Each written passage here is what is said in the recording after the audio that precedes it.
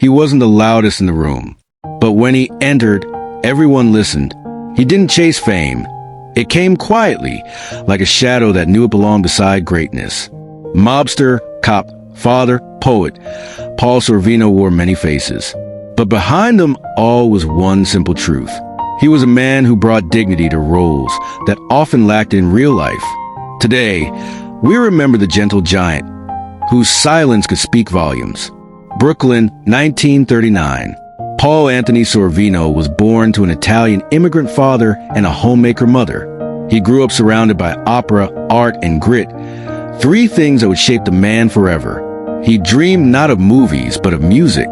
He trained as an opera singer, learning breath control and timing, tools that later gave his acting a rare, restrained power. He didn't just speak lines.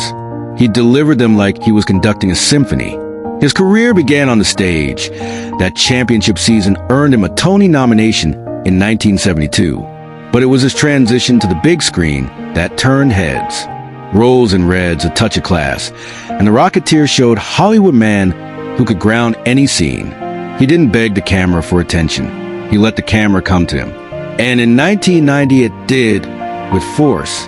Paulie Cicero, the cold, calculating capo regime in Goodfellas, didn't say much. But when he did, it mattered. I don't want my guys doing anything that brings heat. That one line, calm as a whisper, chilling as a gunshot.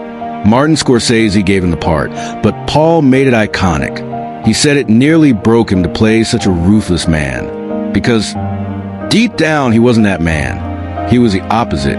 Just as audiences began boxing him into crime roles, Paul took on Sergeant Phil Cerreta in Law & Order. A straight-laced, compassionate detective who brought emotional intelligence to the badge. He portrayed Henry Kissinger in Nixon, a strict father in Romeo and Juliet, and even showed up in comedies with a twinkle in his eye. His career wasn't about fame. It was about presence. He made you feel something, even if you didn't know what or why. Off camera, Paul Sorvino was a deeply proud father. His daughter, Mira Sorvino, won an Oscar in 1996. And the first thing she said was, "Dad, I love you so much. You're the reason I'm here." That moment, he cried on national television, because for all his roles, being a father was the one he cherished most. In his later years, he became a sculptor, quietly carving, reflecting, creating.